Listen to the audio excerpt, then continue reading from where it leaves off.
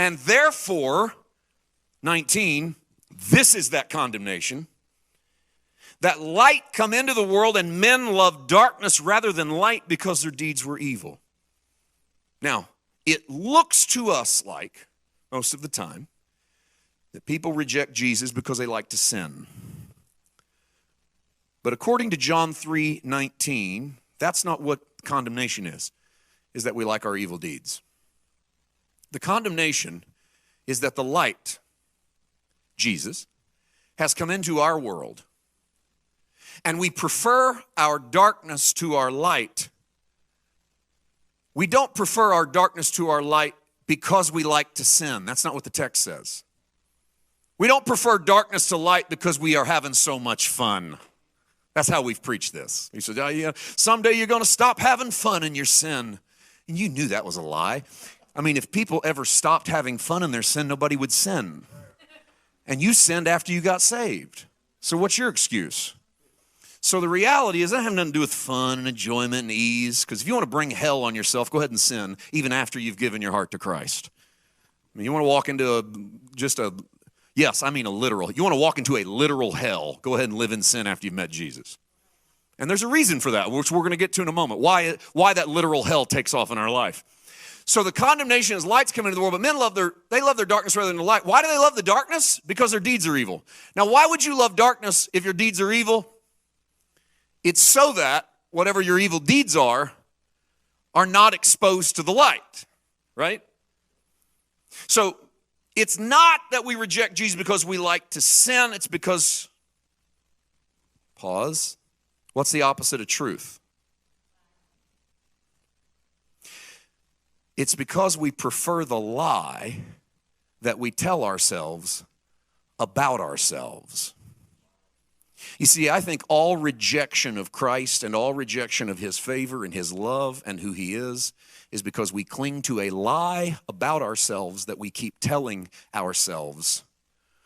And that lie has a lot of different iterations. Not worth it. I'm not worthy. I'm not able. I'm not forgiven. I'm not loved. I've done too much. Those lies are also, I'm doing the best I can. God knows I'm trying. I'm a lot farther down the road than I used to be. I'm not as bad as that guy. Not as bad as I was yesterday.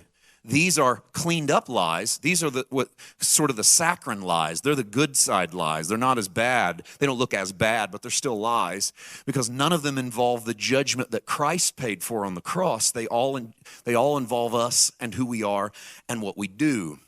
You see, we live in the darkness of our own lie. Whatever lie we project is the darkness that we dwell in because we cannot be honest about who we really are if we want to keep projecting the lie. And you create a world of your own darkness every time you propagate the lie about yourself that says something about you that isn't true. Now, if I wanted to hyper-spiritualize it and to do it in a positive way, I would say every time you say that you're down, God sees that you are something else, then stop lying about yourself. You say that you're lost, God sees that you're saved. You say that you're not a son, God sees that you're a son. And all those things would be right. But I think we've got that pretty good.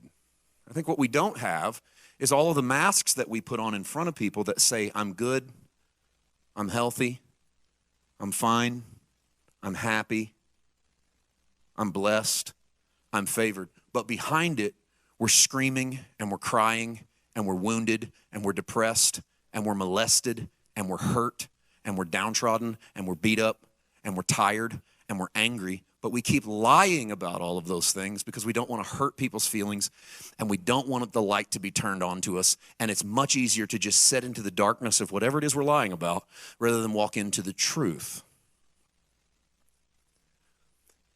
And that's happening to a lot of us, all of us, even though we're believers in Jesus. Because we're refusing to walk out of the dark area into the light of his love and his forgiveness and his grace. And let him have whatever it is that we have held on to in the dark, that we have grabbed and slid back into the dark cave of our soul or our memory, and we've left it there. And we've expected that if God wants rid of it, God will get rid of it. But that's not the way that this works. You see, I asked you at the top tonight, what does it mean to know the truth? And I said some of us think that's doctrine. But some of us think that that's Jesus, so knowing the truth is Jesus. But this text says, for he that does the truth. So what's that mean? How do you do a doctrine? How do you do who Jesus is? There's a doing of the truth that is your responsibility if you're going to walk in the light of who he is. And the doing of that truth is stop doing the opposite of the truth. And what's the opposite of truth? The lie. Not committing sins, but lying. And we're all doing it often because we're not bringing what we really are out into the light of his love. We're bringing what we wish we were into the light of his love because we're copying the motives and the operations of the world that say, go act like what you want to be. Rather than being honest about what we are and bringing what we are before him. You want to